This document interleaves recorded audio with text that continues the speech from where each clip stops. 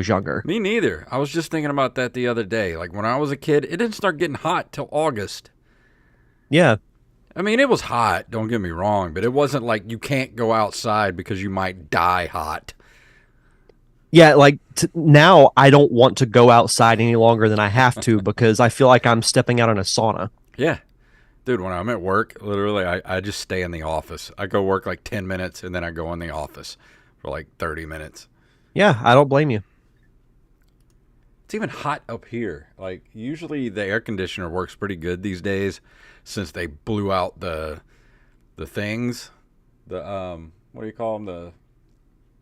The vents. They blew the vents out. It's been working pretty good. But, man, this time of the day, the sun is like right there, just banging up against the building for like 5 hours. I hate it. That's awful. Hi, YouTube. Listen to us complain about the weather. Yay. Hey, YouTube. I'm not going to lie. I was a little surprised when I opened the Google Doc and saw what you were reviewing. I'm like, okay, this will be fun. It's actually not bad, but we'll get into it. It doesn't look that bad from what I watched of it. I watched a little bit of gameplay earlier, and I'm like, you know what? We'll get into it. It's better than it has any right to be, is what it is. Right. But I've got all of my stuff open, and I'm good to go whenever you are. Yep. I've got everything open, too, so I'm all set. All right, let's do this. Here we go. In 3, 2, 1.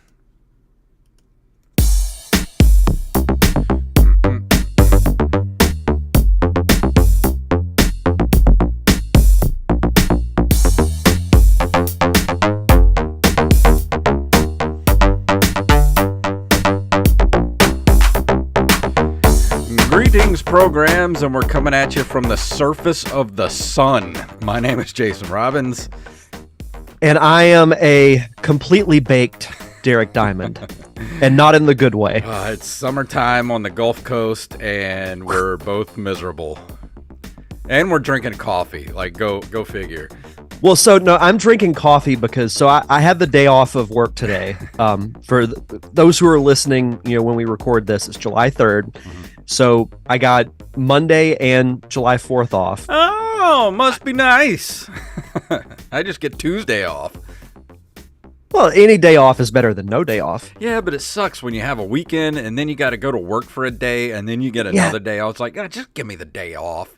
Yeah, I know that's. I don't get why more places don't do that. But no, I just I fell asleep earlier today. And just because I was telling you before we started, Samantha and I worked a wedding on Saturday, and it was outdoors, which was a terrible decision. I took a selfie of us, and we're both just drenched in sweat. It basically I felt like I took my clothes out of the washer and just put them on. Mm-hmm. Welcome to the South, everybody. Yep. Yeah. So I've had a very lazy 2 days after that. Yeah. So no, I was just fell asleep and woke up around 4-ish. I don't blame you. I mean, it just takes it out of you. This heat just sucks your energy. Because we were talking about it before, people who have summer weddings in the South, what are you doing?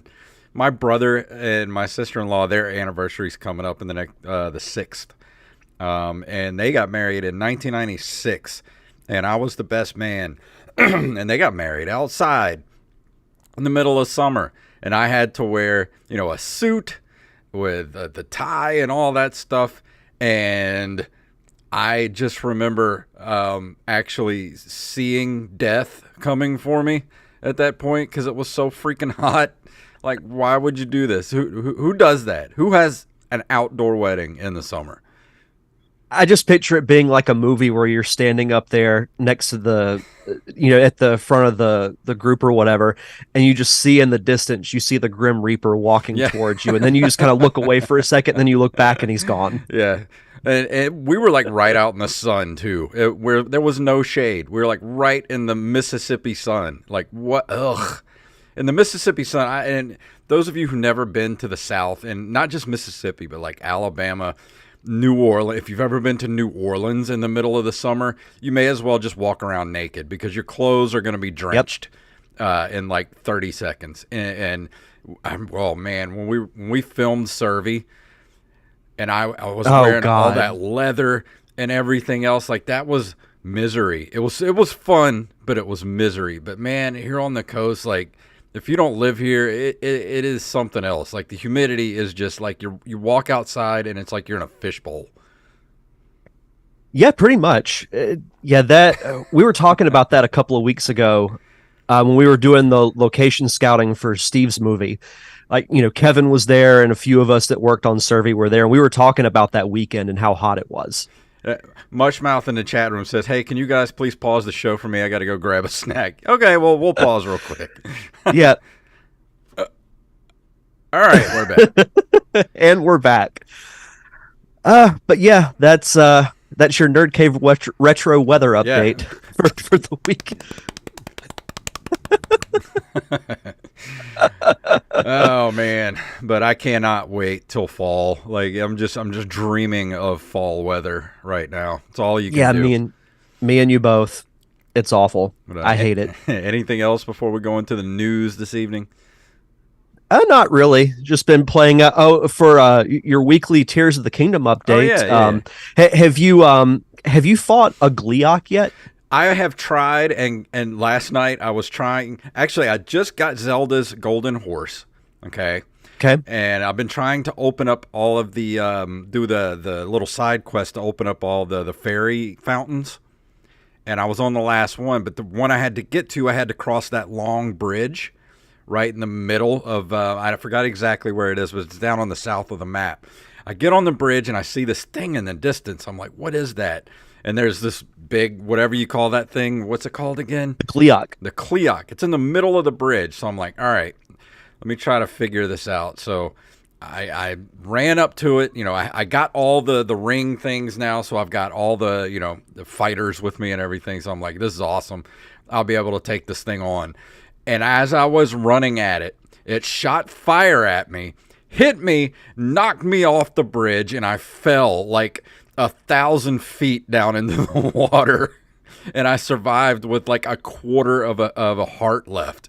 I'm like, okay, I guess I'm swimming across the water now. So I took some swim speeds potion. I've got the swim outfit now, so I just basically swam to the other side. And I didn't know if my horse could cross, but I got all the way on the other side of the bridge, and I just called my horse because I left her or him on the other side of the bridge, and he just ran around the Gleeok, just around it. I watched him run around it. Like, why couldn't I do that? I guess it doesn't have a thing against horses. Yeah, I guess not. I've never tried that. No, so the one you're talking about, I successfully beat it today. There's several of them throughout the map. There's a frost one that's in the mountains near the desert. So, I'm feeling confident after I've beat this thing. So I shoot up through the sky tower, and I'm gliding towards the Gleeok. And I'm like, okay, so I'll get it from the air. I'll pull an Obi-Wan Kenobi and have the high ground. It sees me, shoots me with an ice beam, kills me instantly. Jeez. And I fall 1,000 feet and just... Oh, see, I saw that one too when I opened up that tower, and I saw it in the distance, and I was like, should I go after that? No. I probably shouldn't. So I just kind of avoided it at that point. Yeah, there's an electric one that's in an old Coliseum that I want to fight at some point, but yeah, I don't think I'm quite ready for that yet. Joey in the chat room, Joey Image, our good friend Joey Image in the chat room, says someone built some kind of a PC in tears, and he saw a YouTube video where people were asking if it can run Doom. I haven't seen that yet. I'll have to check that out. So have you tried building any weird stuff in Tears of the Kingdom? Other than just vehicles that don't work? Yeah. No. I've seen some pretty intense stuff on there. Like, the big centaur looking guys that are in there. Somebody took on one of those guys and had built this huge contraption that was it was shaped like a U, and they had all these spikes on springs that when they turned it on, all the springs would make the spikes like smash together, and they trapped him in the middle of it and was just smashing him with all those spikes. I was like, that's ingenious. That's really clever. Huh. So I'm wondering if I can build that and go after the Cleoc on the bridge. I was actually thinking that. Yeah, it'd be worth a shot. I'm going to try it, but yeah, you should. We'll see what happens. Yeah. But that's your Tears of the Kingdom update for the week. And now we're going to go. You've got Zelda and you got weather, so we're already off to a great start. We're doing good. Now it's time for the news.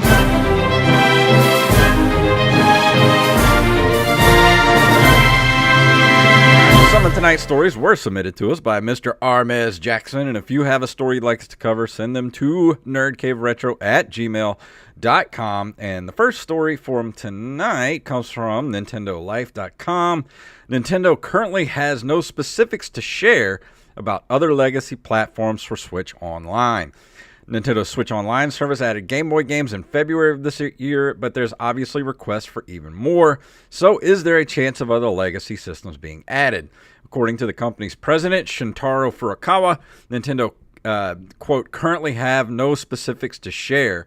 He responded with this classic line when asked about the possibility of other platforms like the 3DS software library joining the subscription tiers in the future. What about GameCube? It doesn't look like it's going to happen anytime soon.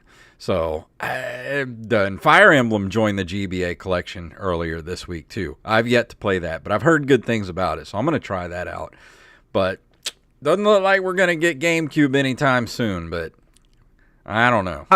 I will say this, with the rumors of the Switch 2 being announced, possibly sooner rather than later, they may wait until then to do it. Because if they're going to release, I don't know when they're going to release it. I don't even want to venture a guess. They might just wait and maybe have it at launch. Probably. Maybe I think they may put it on the Switch as well after the Switch 2 comes out, because the Switch, I think, will still have a little bit of life in it. Mm-hmm. But we'll see what happens. But that's my guess, is they're going to wait until the Switch 2 to do GameCube games. I have a feeling they're probably going to announce the Switch 2 sometime next year, maybe early next year. Probably won't get released until Christmas of 2024, maybe later. But if they do, I don't think they're going to go to really much more of a different form factor, because the Switch has done so well, and it's kind of a perfect form factor. I mean, look at the other stuff that's come out that has emulated it, like the Steam Deck and things like that. All they really need to do is improve battery life, and they need a little more power under the hood. Other than that, I mean, that's all they really need to do. And put in and keep the OLED screen, of course. And they got to improve the online eShop. Oh my God! That's a must. Yeah, I can't stand that Switch store. If they need to hire somebody else to run that store, because that thing is awful. Yeah. Our next story comes to us from Eurogamer.net. Sega not open to acquisitions from Microsoft or elsewhere.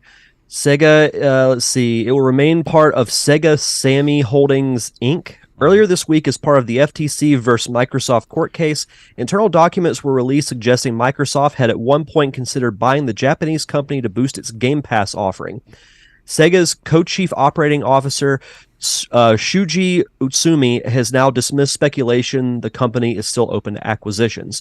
No, not now, he told Bloomberg. He declined to confirm if Microsoft had ever made a formal approach to acquire Sega.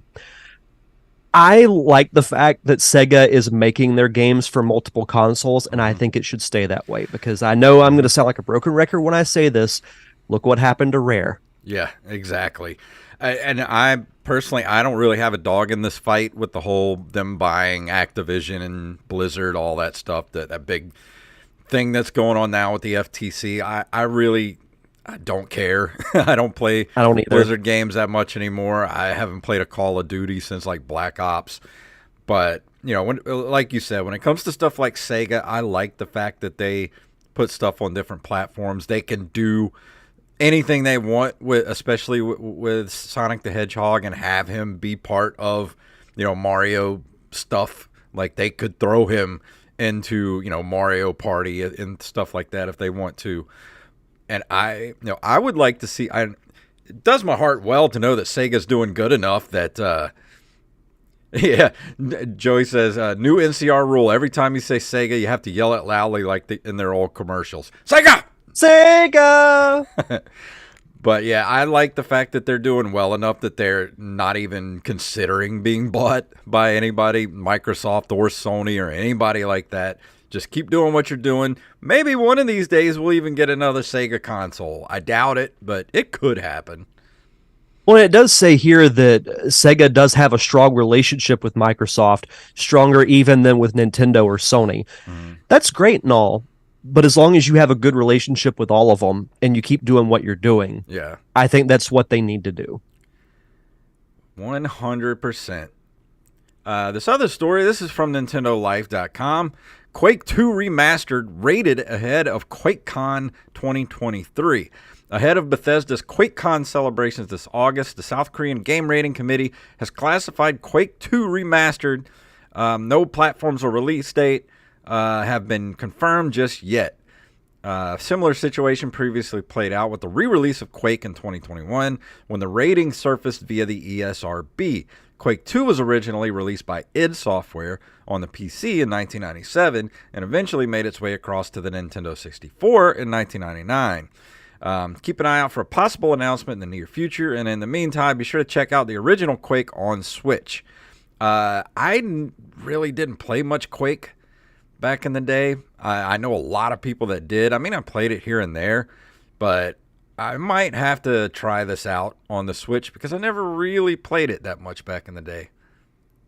Yeah, and I didn't either. I remember hearing about it, and I especially remember it on the N64. I never really played it, but I'd like the opportunity to. It's interesting that they're doing I don't want to say convention, but the name QuakeCon sounds really cool. I'm like, should there be a event dedicated to Quake? But it's cool. I mean, this game has been around for 30 years now, and people still play the crap out of it. So obviously, there's something there that people really enjoy. Yeah. Let's see. Our next story from NintendoEverything.com. Kudzu non-linear adventure game coming to Switch and Game Boy. Kudzu is coming to both Switch and Game Boy following a successful run on Kickstarter. Things just wrapped up a little while ago and over $45,000 was raised. The primary purpose of the campaign was to fund the Game Boy release, but after reaching a stretch goal, Switch is also now in the picture. For those that haven't heard of it previously, the game is a non-linear adventure experience that has players taking on the role of Max, the apprentice gardener who goes on an adventure trek through fields, gardens, forests, villas, and mountains, covered with kudzu, a known globally invasive plant species. This sounds like my kind of game, honestly. Oh, yeah. It sounds like, I don't know, like the apprentice gardener makes me think of Harvest Moon a little bit. But with a little bit of a different gameplay. And I mean, you look at the screen cap that's at the head of the article, it looks like something straight out of a mid-90s Game Boy game. And the fact that they're still making games for Game Boy and stuff like that just puts a warm feeling in my heart. Yeah. Key features, says here, explore ruined fields, gardens, forests, villas, and more. Master a variety of gardening tools to clear your path, including the machete, hoe, and rake. Meet weird and helpful characters. 8 epic bosses. And explore the depths of the kudzu maze to learn the true origins of the kudzu itself. Is it just an out-of-control invasive plant, or is something more sinister afoot? This sounds awesome. Yeah, I'm gonna play this when it comes out. See, I need to find my old Game Boy, man. I need to go to my mom's house and just look in all the closets and see if I can find it. Yeah, I should see how much they run for at the retro stores in town, and I might pick one up at some point. They're getting harder to find. Yeah, even if I find something like a Game Boy Color, I'd be willing to go with that too. I used to run across Game Boy Colors all the time and just never picked any of them up. And now it's like either can't find them or they want way too much for them. I should have just picked one up. when I ran across one. That's always how it goes. And for this last story, this is also from NintendoLife.com. Atari continues its Recharge series on on Switch with Quantum. Atari has announced that it is reviving its 40-year-old arcade shooter Quantum for Nintendo Switch later this year, dubbed Quantum Recharged. While no gameplay images or footage have been provided, Atari confirmed that the debut trailer for it will debut later this week at the Brazilian Independent Games Festival, so they will post that as soon as it's possible. When it launches later this year, it will join the likes of Asteroids Recharged, Caverns of Mars Recharged, and Missile Command Recharged, among others, available on Switch. That's another thing I've been wanting to get is that the big Atari 40th Anniversary Collection. I really want to get a copy of that. Yeah, that would be really cool. It's I remember us talking about was it Atari was coming out with a console that never really saw the light of day. Was that Atari? What's that now? I remember us something Atari was doing. It was like a new console they did do the Atari VCS. They had done that's it. They did like a Kickstarter, or it may not have been. It might have been Kickstarter or something like that. They did actually make it, but it just kind of fell flat on its face. Like, it was way too expensive for what it was. That's right. And I actually watched a video of a review of it a while back, and they're like, it's cool to have, but it's not something you would like just play. So it just kind of fell flat and just silently went away. But it's still cool that they're re-releasing games. And the thing is, they made the VCS, but none of the people that originally worked at Atari work at Atari now. It's basically just, other companies that have acquired the Atari name, which kind of sucks, but, Yeah. And I think they're actually selling off properties at this point, which is weird because, I don't know, it just kind of breaks my heart that Atari is kind of dying a very slow, horrific death over 40 years. Yeah, it's really a shame. But that brings us to the end of the news, and it is time for this month in video game history.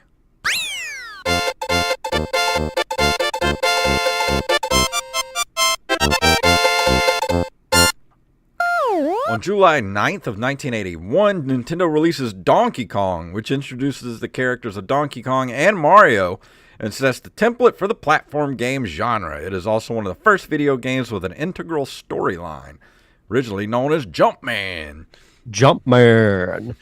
Yeah, if we were to do a top 5 most important video games of all time, this I think has to be on it. Because of course. You go back and play it now, it gets okay. Like, it's cool to play for the nostalgia's sake and what it represents. But I kind of like 2 and 3 more, personally. See, I don't really get into the sequels. The sequels just got way too freaking hard. Especially Donkey Kong Jr., man. That game is hard. It is. But I thought Donkey Kong 3, even though like it has nothing to do with Mario, I think the gameplay is interesting. Isn't that the one where you take the gun and the spray gun and you shoot Donkey Kong in the ass? Basically, yeah. But no, the Donkey Kong, like, say what you will about it, gaming would not be what it is today if not for that game. Joey came up with a good top 5 Jumpmen. Like, we could do a list like, what are your favorite characters that like platform, like jump? Okay, I could get behind that. July 26th of 1985, Nintendo releases the Family Computer Robot, a peripheral for their family computer, aka Famicom, home video game console in Japan. Family Computer Robot is more commonly known as Rob. Did you ever have a Rob or knew anyone that had one? I did not, but I remember seeing them, and I thought it was really cool that they included him in the Smash Brothers games. Yeah. I remember my friend Brian in the 4th grade had Rob the Robot. And I remember we played Gyromite, and then, because I thought it was the coolest thing ever. I was like, this thing comes with a robot. You see the the commercials and everything with Rob the Robot, and then you played Gyromite, and you're like, this sucks. This thing sucks. Yeah, I don't really remember much about it as far as specifics, but I always thought it looked cool. And the fact that there was a robot that goes with your Nintendo, I'm like, that's a cool idea. Yeah, but it's so much faster playing those games with just the other controller instead of waiting for Rob to like pick up the little spinny things and put them on the buttons. And it's like, it just takes so long. Yeah. July 14th of 1993, Super Mario All-Stars is released for the Super Nintendo in Japan and featured upgraded 16-bit versions of the first 4 Super Mario games. It was also the first time you got to play the original Super Mario Brothers 2, aka The Lost Levels, in the United States. Love some Super Mario All-Stars. I love the upgraded graphics on those games. Oh, I do too, and the updated music and everything. Like it's one of my favorite Super Nintendo games, and it's strictly a compilation, but I love it. Like that's my go-to if I want to play the original, like Mario Brothers or Mario 2 or 3. That's usually the one I go to and play. It's a must-have for a Super Nintendo. If you have a Super Nintendo, you need to have All-Stars. Oh, absolutely. And finally, July 21st of 1995, the Virtual Boy 32-bit console is released in Japan, and it is discontinued on December 22nd of the same year. See, Nintendo, 28 years ahead of their time. See, they should have started doing the virtual stuff now. Yeah, I tried playing a Virtual Boy once, and I said I'm good, and I've never played it again since. You know, with Apple coming out with that new headset they have, what if they partnered with Nintendo to make cool stuff for it? In a perfect world, yeah, that would happen. Just imagine the Virtual Boy 2, if they called it that. Like that would be a divided audience. But I'd be here for it because I love the chaos. I would actually, I know Wally would punch me in the face for saying this, but if Apple came out tomorrow and said, we've partnered with Nintendo, I'm breaking out the credit card and I'm spending the $3,500 on that stupid headset.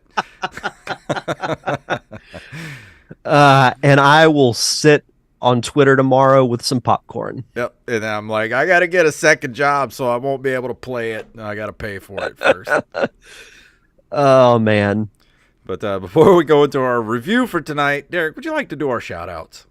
Absolutely. We want to shout out our awesome patrons over at patreon.com/nerdcaveretro. We want to shout out Travis Martin, Raven, Danny House, Justin Nispel, John West, Daniel Salmon, Mr. B-Res Coffee himself, Mike Eveland, Tyler Watson, AxeBlade07, Armez Jackson, Carlos Longoria, a.k.a. Rampage, Staff Sergeant Sketch, Gus and Penny, Matthew Salmon, Joey Image, and Mama Diamond herself, Donna Diamond. Mama Diamond. Thank you all so much for your continued contributions and keeping the lights on for us here at the Nerd Cave Retro Podcast. And if you want to be a part of our awesome Patreon community, just for as little as $1 a month, that's like half the price, well, more than half the price of gas station coffee these days. Yeah. You get early access to our fun commentary tracks, like the long-awaited Batman 89 track that we recorded a couple of weeks ago, which we mentioned this last week. Freaking fun to do. One of my favorite commentaries that we've ever done on this show. Like, bar none, in my opinion. If you do listen to it, be prepared. There was a little snafu in the middle of the movie where my DVD broke. And Joey yelled at me last week because we had a complex way of watching the movie together. But for some reason, we didn't think to do that. No. I just need to start leaving a sticky note on my monitor that just says complex. Yeah. And so it'll remind me every time. But yeah, we've done, fun commentary tracks in the past, like Christmas Vacation, animated series like Batman, Darkwing Duck, Chip 'n Dale Rescue Rangers. Ninja the list Turtles. is near endless of what we've done. Ninja Turtles, yeah. And for as little as $1 a month, you get early access to those, and you get to vote on occasion whenever we post polls on what we do commentary tracks of, as well as our reviews here on the show. So if you want to be a part of that, head over to patreon.com/nerdcaveretro. And for new patrons, be sure to send us your social media information, whether it's Twitter, Facebook, or Instagram, so we can give you a proper shout out. And tonight I will be talking about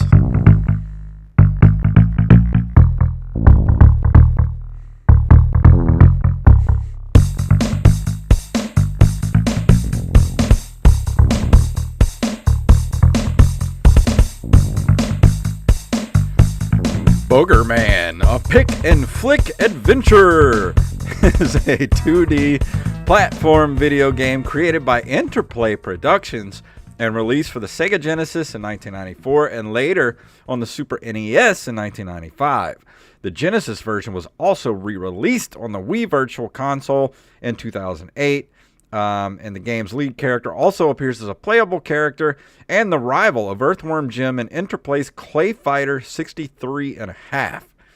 And the plot is one dark and stormy evening, the civic-minded Professor Stinkbomb was working on his lab above Takey Dump, where he was secretly building a machine called Zap-O-Matic that would save the world from pollution by transporting it to a place he called Dimension Excrement. That same evening, eccentric millionaire Snotty Ragsdale paid a visit to the lab to investigate this project and find out how such a thing was possible. He's not too sure about the machine's purpose, but after activating the machine, Ragsdale inhaled a cloud of pepper through his nose, causing him to let out a mighty sneeze. The power of the sneeze broke the machine, opening a portal. Just then, a mysterious giant arm popped out of the portal and stole the machine's main power source, Snotrium 357. In response to this danger, Snotty rushed into the men's room to change into his alter ego, the mighty Boogerman, and jumped into the portal to pursue the arm to learn the reason for the theft it had committed. And I'm done. I'm done here. That's all you need to know. Well, that's the show, everybody. I think, it shows my maturity or lack of it. The fact that I've been laughing at every single name that you've said during that description. So is Stinkbomb, Professor Stinkbomb, is that a traditional Jewish name? Somebody let me know. Only he knows for sure. Oh man, but this is one of those games that what was wrong with us back in the 90s where everything had to be gross. There was just this thing with things had to be gross. If you go back and look at the toys at the time and the video games and the cartoons, Ren and Stimpy, Rocko's Modern Life. Yeah. What was the Beavis and Butthead? What was the kids' game show? Double Dare with the slime and all that stuff. Yep. And we were just into gross stuff back then. And this game just ran with it. So I have to ask, because I didn't know this until yesterday when I opened up the Google Doc and saw that this was going to be your review. And I'm like, okay, this is going to be interesting. So was it the top 5 list that we did that made you think, okay, I'm just going to give this a shot? Yes, because I saw it on so many lists around. When I looked up I went on Google and I just looked up what are some of the failed video game mascots over the years, and Boogerman was always up there at the top. And I was like, you know what? I've never played this game, so I'm just gonna get the ROM. I got it. I got a ROM through the Super Nintendo and the Genesis. I did play both, and this is actually in my notes here. I played both versions, but the games play the same. Like the animations, the graphics and stuff are very much the same, but the level designs are different. And I actually prefer the Genesis version better than the Super Nintendo version. Just something about the level design with between the two games. I didn't get very far into the Super Nintendo version, but I did prefer the Genesis version because it's very glaringly obvious that the level designs are different between the two consoles. It's always interesting to see those subtle differences. Even if it's the same game, there's always there was always little differences back then. Like I remember, the Toy Story game, the Genesis version I think had like an extra level Hmm. than the Super Nintendo did. Yeah. It's always fascinating to me comparing the two. And both games, I mean, like I said, they play exactly the same. There's really no Right. difference. It's just which one do you prefer, you know? And for me, it was the Genesis version because I just felt like a lot of the platforming, even in the Genesis version, and I feel like this is something they could have worked on. Like this is one of the only things that actually bugged me about the game is I felt like the platforming was a little slippery. And a lot of times there were platforms you're trying to jump to, like you're going because the platforming in this game it's not just a side scroller, but it goes vertical as well. And then there's warp zones that are like toilets that you jump into, and you can warp into the sewer and all that kind of stuff. But there's times where you got to jump from like from tree to tree, and the branches that you're trying to jump to, like you don't know exactly where you're supposed to land on them. Like you think you're going to land on the branch, but you just kind of fall right through it. And so I just feel like that could have been worked on a little bit. Like, because I feel like sometimes to jump from branch to branch was a little bit impossible. Like I felt like you couldn't jump far enough to actually get where you're supposed to go. Yeah, and I like platforming games that do that, where you're not just going horizontal, you're going vertical, and like the screen's moving, so you have that little bit of, urgency to jump from platform to platform. So is Yeah. it like when you say slippery, is it like you're almost on ice in a way? A little like I felt really not that he's slippery. I felt really unsure of my footing. Like when I would jump Gotcha. onto a platform because jumping from different platforms to different platform, like you're not ever sure you're gonna land where you're supposed to land. So when you do land, you kind of panic for a second and end up hitting the button anyway, and you end up falling off the platform, like that kind of stuff. Okay. And that's interesting that it does that because there are levels in Mario World that are like that. So Yeah. that's cool. But at least with Mario, you can if you see a platform, you like it's pixel perfect where you're gonna land on that platform. It would be almost like if you're Mario and you see like the floating platforms, and then you jump to get on it, and you hit the corner of it, but instead of landing and solidly landing, you would just go straight through it because you missed it by like a pixel or two. And it's like, Oh, that's it's frustrating. kind of aggravating. Like, but that's really my only complaint with the game. I mean, as gross as it is, this game is gross. Trust me, it is very gross. It's a fun game to play, and I hate to say that because it's from Interplay, and Interplay was a very very good game developer back in the '90s.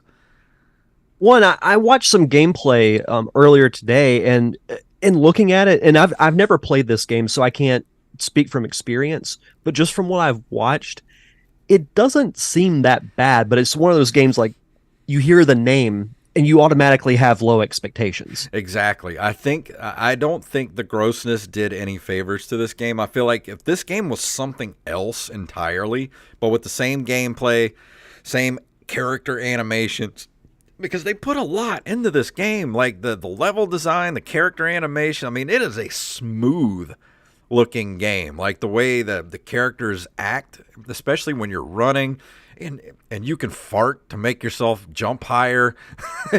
All that kind of stuff is like they put a lot of time and care into this game, and it's sort of like why didn't y'all just make it why did it have to be Boogerman? Like that I don't think that does this game any favors. You mentioned farting. What kind of attacks do you do in this game? Well, you start off flicking boogers, and Sweet. you can run out of boogers, so you have to look for giant boogers like in the trees to refill your booger meter. For those that are only listening to audio, that just gave me a chill. And later in the game, you spit loogies. You can fart on enemies. It's whatever grossness you can think of, you can pretty much do in the game. Can you give them pink eye? Probably. But you know what? When I put on the game and that first cutscene came up, it really gave me like a Maniac Mansion or like a Zombies Ate My Neighbors vibe from like especially like Day of the Tentacle. Like I got that kind of vibe from the game. Of course, it doesn't play anything like those games, but like the aesthetic of the game. Like if they would have made this game something else and made it sort of like more of a goofy horror game or something, you know, using stuff like from Day of the Tentacle or just something along those lines, I think this game would have been an instant classic. Yeah, and you may be right. And I think when I think of this game, we mentioned it at the top of the review. It's very much a product of its time. Yeah. You mentioned that gross humor from that era. And I don't know if anything like this would be made today. No, not at all. Like we're not into gross out humor. At least I don't think kids are into gross out humor like we were back in the 90s. They may go through a phase of it, but you look at what's on TV, and that was all over TV in the 90s, especially with cartoons. And you don't see that now. So this is almost like looking at a time capsule of a cultural phenomenon, the gross humor. Yeah. And, you know, I wrote in the notes, I really like this game in spite of the novelty of it. I feel like the novelty of being a gross out kind of game kind of, quote, puts a stink on it, pun intended. But there's a real charm to it, and it's a very fun kind of turn your brain off and play game. And that's just really what it is. And I just, the grossness of it really doesn't do it any favors. If it would have been something else entirely, like this game plays so well, like looks good, the music's great, and the character animations, all that stuff is great, except for it's just disgusting. Like not something I want to play all the time. But if this was something else entirely, I probably would play it more often. It makes you feel like it's like a wasted opportunity. Yeah. Like with you describing how good it is from a gameplay standpoint, from a graphical standpoint, it's like if you had just taken the booger aspect out of it, it would have been a good game. Not saying that it's a bad game, but the humor and its plot kind of bring it down. And I feel like and my takeaway from the whole thing is if you're a fan of Earthworm Jim, and you know, because that game's kind of gross too, but like that whole aesthetic of Earthworm Jim and like the way that game plays, it's not the same like graphical style or anything, but it's still very stylized, the graphics. I think this is right up your alley. Like if you like Earthworm Jim and those games, I think you would enjoy actually playing this game. I don't know. I mean, maybe not all the time, but it would definitely be something to add to the library. Yeah, and I'm looking at the reviews now, and it says here that GamePro's Manny La Mancha gave the Genesis version a positive review, summarizing that as disgusting as Boogerman can be, as a video game, it's fun to play. It almost comes off as a parody of Disney's Aladdin, with extensive, challenging levels that take you up and down, left and right, and in and out of distant areas. Mm-hmm. That is a video good comparison. The Aladdin game. Mm-hmm. And video head of GamePro said that while the game's gross out premise is juvenile, the gameplay is high quality and fun. And it's got decent scores. IGN gave it a 6 out of 10. Nintendo Power gave it a 14.2 out of 20. Why they're doing decimals, I have no idea. I don't know. Total gave it 74 out of 100. And Video Games and Computer Entertainment gave it a 9 out of 10. Yeah, I mean, it's like I said, it's not a bad game. It's just gross. Yeah, Mushmouth asked, Boogerman 3D Yeah, when?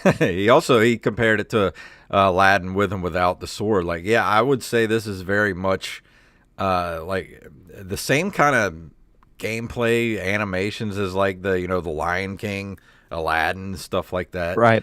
So in those games, even with the Lion King and stuff, like some of the platforming in the Lion King, how that feels doing the platforming is like how the platforming feels like in this game. Mm-hmm. I'm interested to give this a shot. Like, I don't know that I'll play it extensively, but you talking about it has got me curious enough that I'll grab a ROM and give it a shot.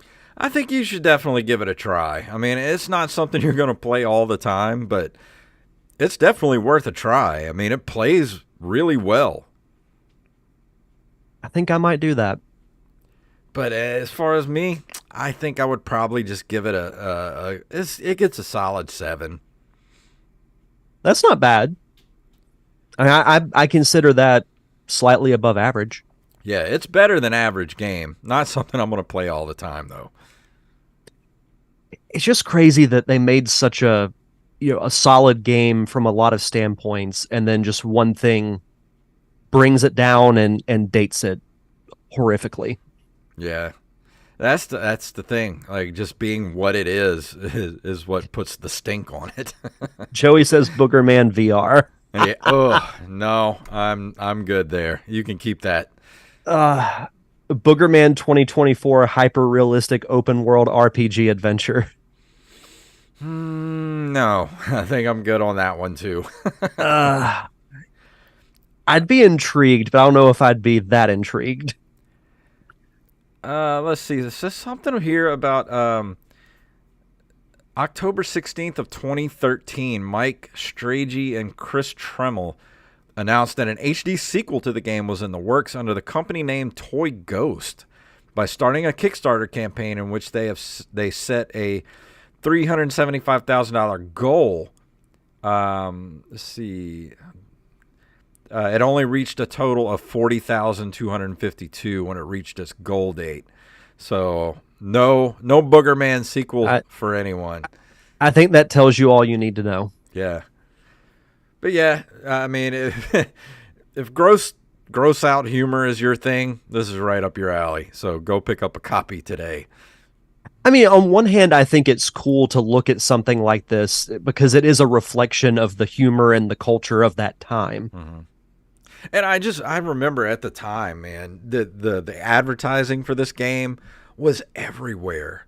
It was in magazines, comic books, video game magazines. Like, it was all over the place. And even at the time, I was like, I don't want to play that. It just seemed, at the time, it seemed like this would have been, just a crap shovelware game. But it wasn't. And I think that's its legacy. Like, it could have been so much more if it was just something else, It's one of those cool what if stories. Yeah. Like I said, they should have made it like, if this would have been, Frankenstein's monster instead of Boogerman and fighting horror stuff, it would have been better. Yeah, play as Frankenstein's monster and fight the other iconic Universal monsters. Yeah, that would have been a better game. Yeah. I don't know. Coulda, woulda, shoulda. Yeah, but what do we know? But I think that's going to bring us to the end of this episode. So, Derek, anything going on at the Derek Diamond Experience? Yeah, so continuing the re-released episodes of Feature Presentation, this week I released a chat that I had May of last year with two local filmmakers, Shannon Williams and Renee Jordan. They made a short about the skunk ape and the various incarnations of Bigfoot. So it's a fun short, and it was a fun chat. It was fun going back and revisiting that. You can find that on the Derek Diamond Experience audio feed, and you can head over to linktree.com/ddiamondpodcast, where you can find where to subscribe to the show, YouTube, social media. Everything's in one location. And if you could, please leave a review. We stress it every week on the show, but the reviews are very important. The more reviews that this show gets, and our respective shows, the more likely it is that someone who's searching for, like in this case, a retro gaming show, or in my show's case, a movie show, they're more likely to find them in searches. Yeah, Joey says Skunk Ape, a pick and flick adventure. Yes. Go check out the Open Micers podcast at Open Micers on Twitter and Instagram. Last week we talked with the great comedian Sam Talent. And go check out that episode. And this week we talked with Mr. Sam Miller, and that's going to be out on Wednesday. Two really funny comedians. We've been firing on all cylinders at Open Micers right now with all the cool guests we've had. So go check it out over there at Open Micers on Twitter and Instagram. So Derek, anything else before we leave this evening? I think that's it. Well, let me play our music here. And if you want to email us, please email us at nerdcaveretro@gmail.com. Nerdcaveretro.com is our link tree that includes our Facebook, Twitter, Instagram, Patreon, and our merch shop, which can also be located at ncrmerch.com, where you can go get t-shirts, hats, stickers, magnets, bags, mugs, and whatever your nerdy heart desires. And let me tell you, our Blaster Master t-shirt, or Master Blaster t-shirt, has been doing gangbusters lately. So I don't know what's going on with that. So go get yourself a Master Blaster t-shirt. Follow us on social media at NerdCaveRetro, at JFunktastic, and at Derek_Diamond. And leave a review and or a 5-star rating on all podcasting platforms. So Derek, please tell them what it's all about. May the way of the hero lead to the Triforce. Yeah.